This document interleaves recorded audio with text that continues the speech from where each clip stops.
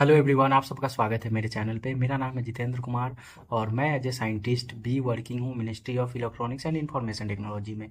इस वीडियो में मैं आपको बताने वाला हूँ इसरो का जो एग्ज़ाम 26 अक्टूबर का है उसके लिए अभी इस टाइम पे आपको कैसे रिवीजन करनी है एंड अपना प्रिपरेशन को किस तरीके से मैनेज करनी है टिल एग्ज़ाम डेट।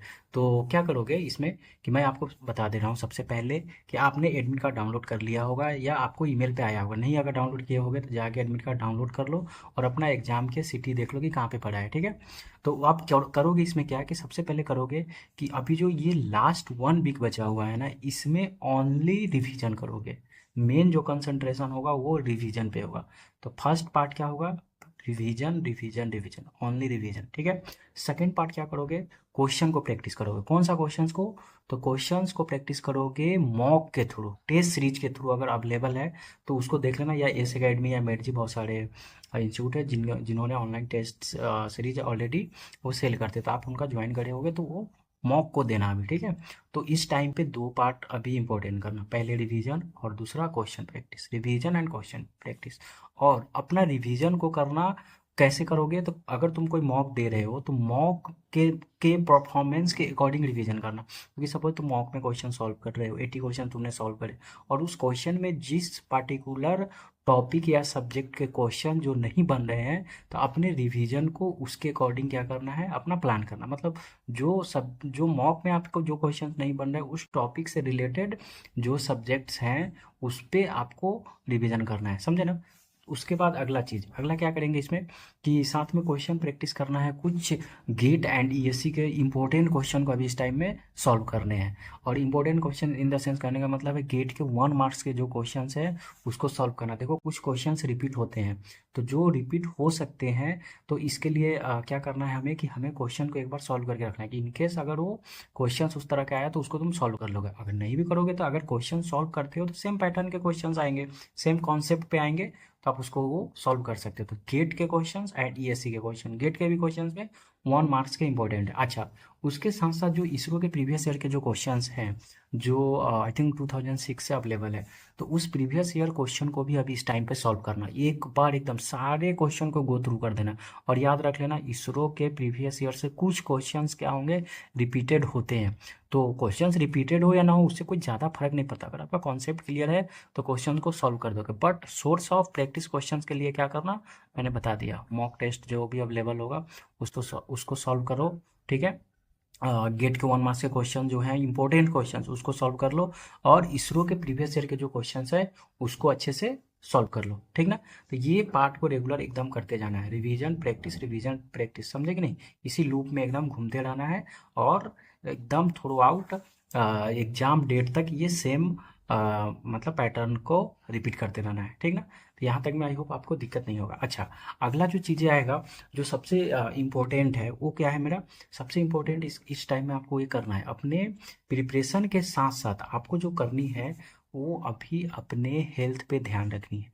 क्योंकि अभी लास्ट वीक चल रहा है, तो अभी इस वक्त में अभी आपका ये फोकस होना चाहिए कि हम मुझे हेल्दी रहना है। अभी इस टाइम में बीमार पड़ गए ना तो सब बेकार हो जाएगा, समझ रहे हो ना। तो हेल्थ का एकदम प्रायोरिटी जो होगा वो टॉप पे रखोगे, समझे।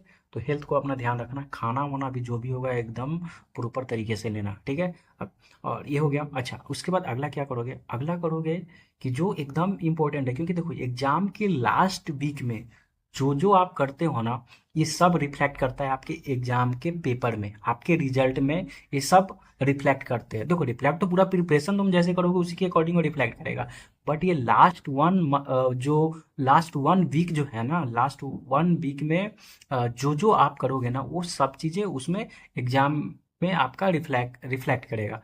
तो उसमें से एक जो सबसे ज़्यादा इंपॉर्टेंट है जो मुझे लगता है, क्योंकि हम सब इंजीनियर्स हैं, तो हमारा क्या होता है ना, हमारा ज़्यादातर लोग कंफर्टेबल होते हैं लेट नाइट पढ़ने में, वो रात में पढ़ेंगे और सुबह देर से उठेंगे। तो अभी इस टाइम पे क्या करना, अपना स्लीप साइकिल को एकदम सुधार लेना। अभी तक नहीं सुधारे होगे कोई बात नहीं, बट अभी जैसे लास्ट वीक में एंटर कर गया ना, तो अभी अपना स्लीप साइकिल को एकदम पूरे सुधार दो।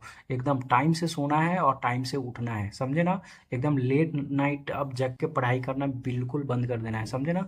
और अभी से आज से ही चीज़ों को सुधार दो कि एकदम क्या करेंगे, रात में टाइम से सो जाओ और सुबह टाइम से उठो, समझे ना। तो ये एक इम्पोर्टेंट पॉइंट था जो मैंने आपको बता दिया। अच्छा, इसके साथ साथ और क्या इस लास्ट वीक में आपको क्या क्या चीज़ें पे और ध्यान देनी है, तो इसके अलावा आपको जो दूसरा बात जो आपको ध्यान में रखना है वो है कि आपको इस टाइम पे अभी आपको पॉजिटिविटी अपने माइंड में रखनी है, क्योंकि मुझे पता है अभी बहुत सारे निगेटिव चीज़ें दिमाग में आएगी। ठीक ठीक ना। और इस टाइम अभी आपको गिव अप करने वाला भी अंदर में सोच आएगा। तो क्या करना है, अपने आप को स्ट्रांग फील करानी है और खुद को मोटिवेट करनी है, समझे ना, सेल्फ मोटिवेट करनी है। बाहर वाला लोग कोई मोटिवेट नहीं कर पाएगा, ठीक ना। तुमको ये देखनी है कि तुम क्यों प्रिपरेशन कर रहे थे और तुम्हें इसरो क्यों ज्वाइन करनी है, तुम्हें कोई जॉब क्यों क्रैक करनी है, ठीक ना। क्योंकि बाकी बहुत सारे भीड़ है, उसमें से तुमने कुछ अलग रह के डिसीजन लिया है, तो तुमने कुछ ना कुछ तो अपना ड्रीम देखा होगा ना, तो उस ड्रीम को पूरा करने के लिए अभी वो मोमेंट है। तो इस मोमेंट पे अभी गिव अप नहीं करनी है, समझे ना। चाहे कुछ भी हो जाए, इस टाइम पे मैं गिव अप नहीं करूँगा तो नहीं करूँगा, ये एटीट्यूड आपको अपने अंदर में रखनी है, समझे। और उसके बाद जब भी लगे कि अब मेरे से नहीं हो रहा है, ऐसे है वैसे है, तो क्या करना है, एक बार ये सोचना कि मैं ये जो प्रिपरेशन कर रहा हूँ या ये जॉब के लिए मैं जो मेरा ड्रीम है वो मैं क्यों कर रहा हूँ, क्यों मैं चाहता हूँ कि इसरो ज्वाइन करूँ, क्यों मैं साइंटिस्ट वाले प्रोफेशन में आना चाह रहा हूँ, समझे ना। तो वाई ज़रूरी है, समझे। अगर वाई तुम्हें पता होगा, कभी भी निगेटिव थॉट्स नहीं आएंगे, कभी गिव अप करने के लिए नहीं सोच सकते हो, ठीक ना। तो ये सारी चीज़ें आपको मैनेज करनी है अभी लास्ट वीक में, समझे। तो आई होप आप सबको समझ में आ गया होगा कि अभी लास्ट मोमेंट में कैसे आपको अपने प्रिपरेशन को मैनेज करनी है। और दूसरा चीज़ें कि रिवीजन हमेशा करते रहना, और न्यू टॉपिक बिल्कुल भी इस मोमेंट में मत पढ़ना, न्यू सब्जेक्ट्स न्यू टॉपिक को बिल्कुल भी हाथ नहीं लगानी है, समझे ना। एकदम अभी जो है जो पढ़ा हुआ है उसी टॉपिक को बार बार रिवीजन करनी है, समझ गया। हाँ अच्छा, इलेक्ट्रॉनिक्स ब्रांच के अगर हो तो मैं कुछ सब्जेक्ट्स का ऑर्डर बता दे रहा हूँ, इन सभी सब्जेक्ट को बहुत अच्छे से रिवीजन कर लेना। बट एट द यहाँ पे मैं एक चीज़ और बोलूँगा, अगर इस सब्जेक्ट को अगर अपने प्रिपरेशन में अगर छोड़े हो गए इनमें से कोई एक सब्जेक्ट को, तो उसको अभी पढ़ने मत लग जाना, मतलब उसी को अभी पढ़ना है जो ऑलरेडी पहले पढ़ चुके हो।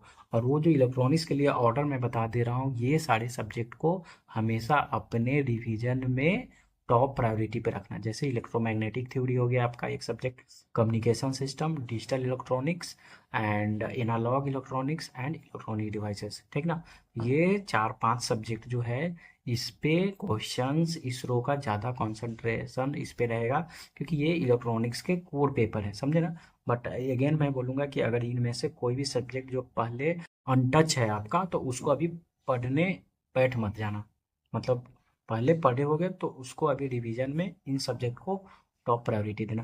बाकी नेटवर्क कंट्रोल सिग्नल भी इंपॉर्टेंट है, उसको भी करो, थोड़ा मैथमेटिक्स भी कर लो, एप्टीट्यूड भी थोड़ा बहुत आ रहा है आजकल, तो थोड़ा सा एप्टीट्यूड वगैरह भी देख लो, समझे।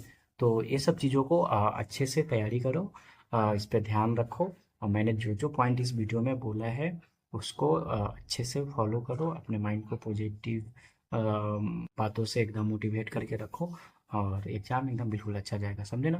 ये बहुत आसान पेपर होता है, अगर एक अच्छे स्ट्रेटजी के साथ अगर इसको लास्ट वीक में मैनेज करोगे तो एग्ज़ाम आसानी से रिटर्न निकल पाता है, समझे ना। कोई बहुत टफ एग्ज़ाम्स नहीं है, समझे ना। बस अपने माइंडसेट को पॉजिटिव रखो, और पॉजिटिव माइंडसेट के साथ जाके पेपर को अप्रोच करो। मैं अभी एक और वीडियो बनाऊंगा जिसमें मैं बताऊंगा कि एग्ज़ाम्स को कैसे अटैम्प्ट करनी है, समझे। तो आई होप आपको समझ में आया होगा, और फिर मैं मिलता हूँ आपसे अगले वीडियो में, ठीक है। Bye bye, take care.